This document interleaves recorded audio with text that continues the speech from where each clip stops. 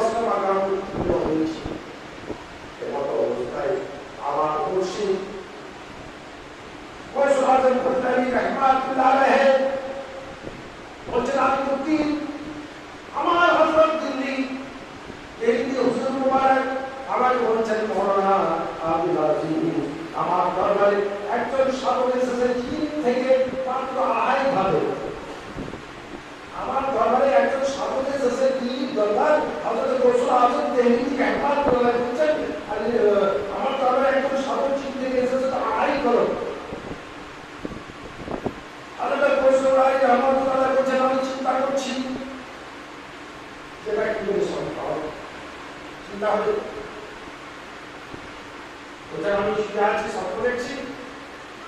গৌসুল আজম খুলনাবী রাহমাতুল্লাহ আলাইহি উদয় একবার হস্তে একবার বলছেন, আল্লাহ আহে কদমে চীন থেকে কি আসা মামুলি হলো।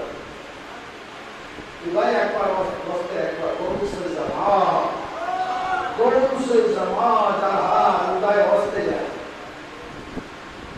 অসাধ ও উঁচু স্থানের আল্লাহ রবি, ও উচ্চ স্তরের আল্লাহ রবি, হাই স্টেজে আল্লাহ রবি। বোঝা গেল? বলছেন একটা 12 চাঁদের ফজিলাতের কিতাব ইত্তলা মসজিদে একটি টাকা আছে, কিতাবটা 12 চাঁদের ফজিলাত পড়তে পড়তে আমি ঢুকিয়ে গেলাম। কিতাবটা আমার বুকের উপরে আছে। কোন চাঁদে কোন নামাজ পড়লে, কোন চাঁদে কোন আমল করলে ফজিলাতের মর্তবা লেখা আছে। বলছি বাবা মাশাআল্লাহ, আচ্ছা সুন্দর কিতাব। কিতাবটা তো মোহাম্মদ আছে সিরিয়া কেমন।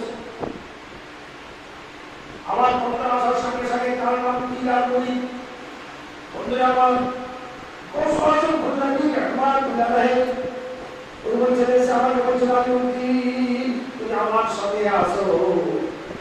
আমি তোমার সঙ্গে যেতে লাগলাম। গৌসুল আজম খুলনাবী রাহমাতুল্লাহ আলাইহি পেছনে যেতে লাগলাম, আর গৌসুল আজম খুলনাবী রাহমাতুল্লাহ আলাইহি আগে চলতে লাগলেন। গরু করে বৃষ্টি এসে গরু হেঁটে গিয়েছিল, গরুর ঘুরে ধোলা পানি লাগিয়েছে।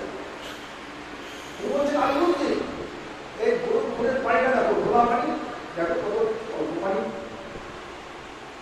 তারপরে কিছুদিন যে আপনার মহাসাগরের দিকে আবার হেঁটে যায়, যে বলছেন আলুতে এই আটলান্টিক সাগরের মহাসাগরের যে মালিক হয়ে যায়, আটলান্টিক মহাসাগরের যে মালিক হয়ে যায়, তার যে আর গরুর ঘুরে পানি যদি লোক থাকে। আমি যে তোমাকে টিকা দিয়েছি আর যে আমল দিয়েছি, আটলান্টিক মহাসাগর এর সঙ্গে কোনো আমলের তুলনা হবে না।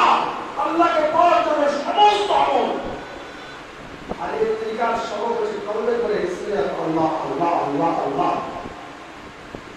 আপনি 5 ওয়াক্ত নামাজ 5 ওয়াক্ত করে বিনা উজুতে